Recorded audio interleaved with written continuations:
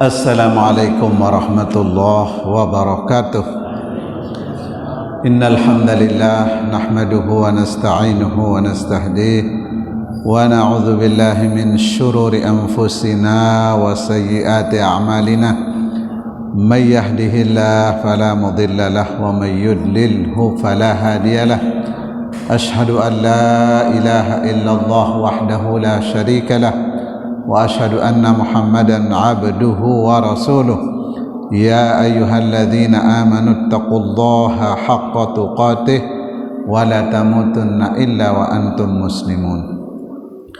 Bapak Ibu jamaah salat subuh rahimakumullah. Alhamdulillah, mari kita bersyukur kepada Allah atas nikmat yang begitu banyak yang telah dianugerahkan Allah kepada kita. Mudah-mudahan semua nikmat itu menjadikan kita imamal muttaqin, imamnya orang yang bertakwa.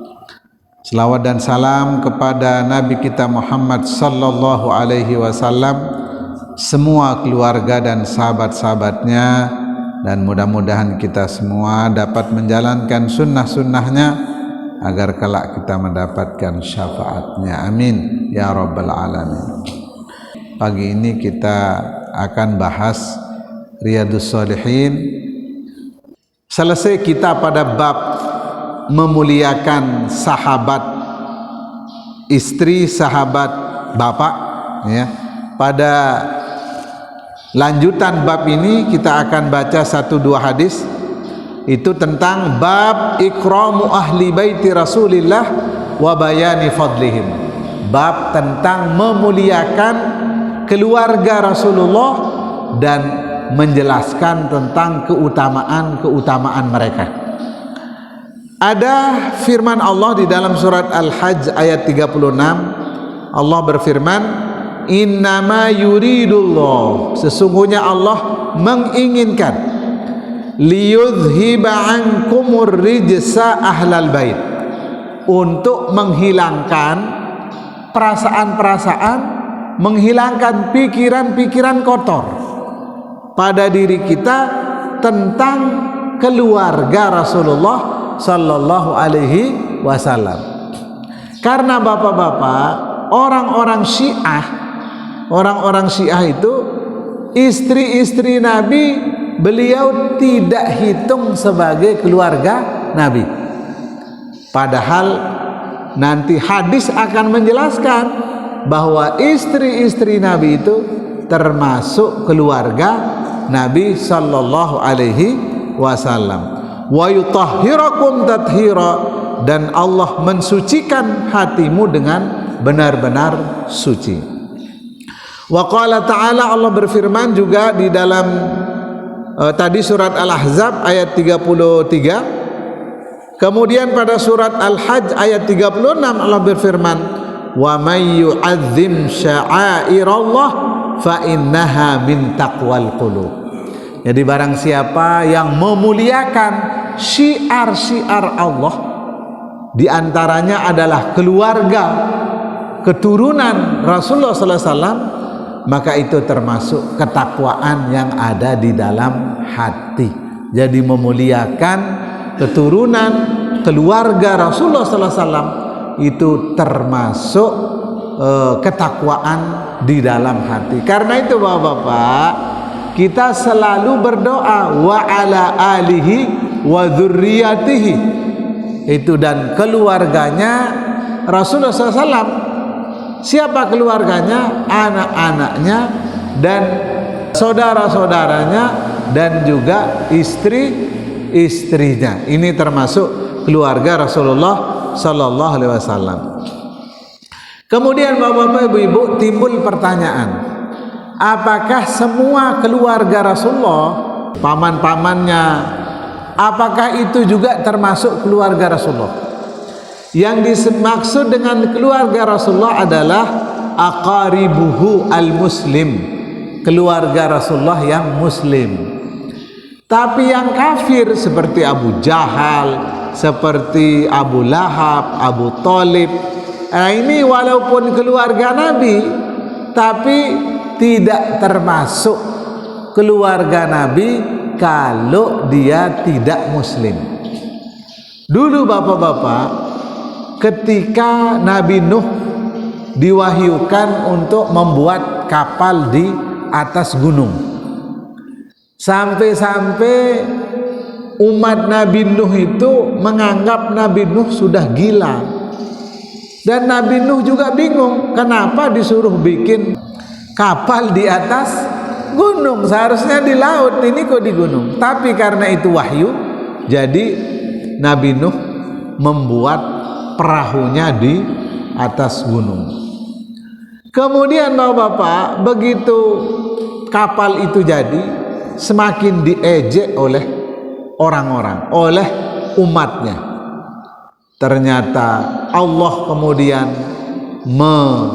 mewahyukan kepada langit untuk turun hujan terus-menerus, sehingga banjir, diazab mereka umatnya dengan banjir yang sangat luar biasa. Nah, terjadi banjir bapak-bapak itu sekitar 150 hari ini banjir.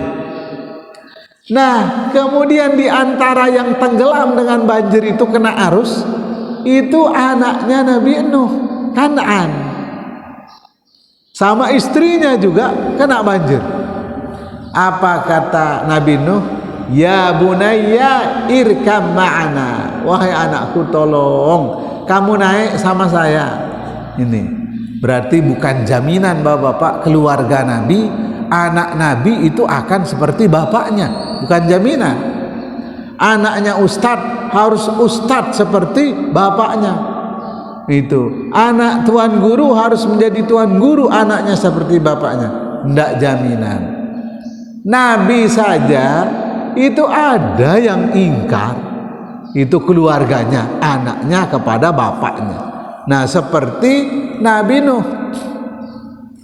Nah, kemudian kata Nuh, ya bunayya irkam ma'ana, wahai anakku, tolong naik ke perahu ini. La asimal yawma min amrillah, enggak ada yang selamat dari siksa Allah hari ini kecuali yang naik ke atas perahu ini aja. Sedih Nabi Nuh.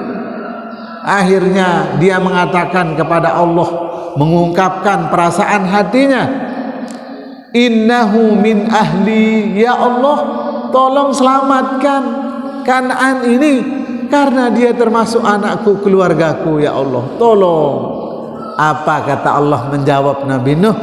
Innahu laisa min ahlik, dia itu bukan keluargamu, karena dia ingkar dengan wahyu yang diberikan kepada kamu, ingkar dengan agamamu, maka dia bukan keluargamu. Nah ini, jadi Nabi juga begitu. Semua keluarga Nabi yang ingkar kepada agama Nabi, maka dia bukan termasuk keluarga Rasulullah Sallallahu Alaihi Wasallam. Jadi yang masuk dalam keluarga Rasulullah itu adalah keluarga yang mukmin, yaitu keluarga yang beriman kepada agama Islam, kepada Rasulullah Sallallahu Alaihi Wasallam. Kemudian bapak-bapak rahimakumullah, ada beberapa hadis yang ada pada bab ini. Kita akan baca satu atau dua hadis saja dari Ibnu Umar radhiyallahu anhuma an Abi Bakrin As-Siddiq marfu'an alaihi annahu qala. Ini dari Abu Bakar As-Siddiq. Jadi beliau menceritakan tentang keluarga Rasulullah sallallahu alaihi wasallam. Jadi Abu Bakar Siddiq ini bapak-bapak, beliau yang menemani Rasulullah SAW sehingga sampai akhir hayat Abu Bakar belum ada sahabat yang bisa menyamai ibadah Abu Bakar ini. Jadi sahabat-sahabat yang lain belum ada ketakwaannya setingkat Abu Bakar. Termasuk Umar bin Khattab, dia tidak bisa menyamai Abu Bakar. Umar datang dengan setengah hartanya disedekahkan di jalan Allah kepada Rasulullah. Kemudian mendengar itu, Abu Bakar sudah membawa semua hartanya, jadi nggak ada yang tersisa. sampai Nabi mengatakan, "Madza tarakta li ahlik?" Apa yang kamu tinggalkan untuk keluargamu? Abu Bakar menjawab, "Taraktullah wa rasulah." Saya tinggalkan Allah dan Rasulnya. Jadi tidak mungkin saya miskin, tidak mungkin saya tidak dapat makan kalau masih ada Allah dan Rasulnya. Ini kata Abu Bakar begitu yakin bahwa rezekinya pasti ada selama dia masih hidup. Selama dia usahakan, pasti rezeki itu akan datang. Kemudian yang kedua, Abu Bakar ini pada satu waktu, Bapak-bapak, dia Umar bin Khattab melewati salah satu rumah yang di situ perempuan tua, tidak ada yang melayaninya, perempuan tua sekali. Kata Umar, besok pagi saya harus ada di sini. Ini coba orang-orang besar melihat kondisi itu, mereka datang. Umar berkeinginan untuk datang dan benar-benar akan melakukannya besok, yaitu ingin memasakkan nasi, roti, ingin membuatkan makanan kepada orang tua ini. Begitu Umar pagi-paginya benar-benar melaksanakan keinginannya, begitu sampai di rumah itu, ternyata Abu Bakar sudah ada di sana. Itu Abu Bakar sudah ada di sana. Kemudian pada yang ketiga, Bapak-bapak, kemuliaan Abu Bakar ini, ketika bersama sahabat-sahabat seperti ini, Nabi bertanya, "Siapa yang hari ini puasa?" Tidak ada yang angkat tangan kecuali Abu Bakar. "Saya ya Rasulullah, puasa hari ini." "Siapa yang hari ini sudah menjenguk orang sakit?" Kata Nabi, tidak ada yang angkat tangan kecuali Abu Bakar mengatakan, "Saya ya Rasulullah." Jadi semua apa yang ditanyakan oleh Rasulullah itu semua sudah dilakukan oleh Abu Bakar hari itu. Makanya kata Nabi, seandainya imannya Abu Bakar ini ditimbang dengan imannya umat seluruhnya, masih lebih berat imannya Abu Bakar.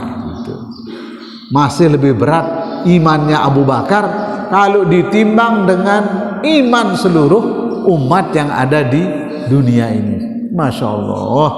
Jadi Bapak-bapak, mari ya kita mengikuti jejak Nabi, jejak sahabat-sahabat Nabi ini. Begitu mulia kehidupannya, begitu baik sama orang lain, begitu baik sama sahabat-sahabatnya. Jadi Bapak-bapak rahimakumullah, hadis ini mauqufan alaihi annahu qala. Nah, tapi ada yang mengatakan bahwa hadis ini mauquf. Hadis mauquf itu ini bukan dari Rasulullah tapi dari Abu Bakar. Apa kata beliau? Irqubu Muhammadan fi ahli baitih. Ini kata Abu Bakar. Itu urqubu Muhammadan sallallahu alaihi wasallam fi ahli baitih. Tolong, katanya, urqubu, ra'u, pelihara, jaga, wahtarimuh, dan hormati, wa akrimuh, dan muliakan. Ini siapa yang kita hormati, siapa yang kita jaga, siapa yang kita muliakan? Muhammadan sallallahu alaihi wasallam fi ahli baitih. Jadi kalau kita memuliakan keluarga Nabi, istri-istri Nabi, anak-anak Nabi, keluarga-keluarga Nabi, berarti kita sudah muliakan Nabi kita Muhammad sallallahu alaihi wasallam. Kita mencintai Hasan, kita mencintai Husain, karena kedua ini akan menjadi syabab ahlil jannah. Itu tuannya penduduk sorga, pemuda penduduk sorga ini yang dua ini, yaitu Hasan dan Husain.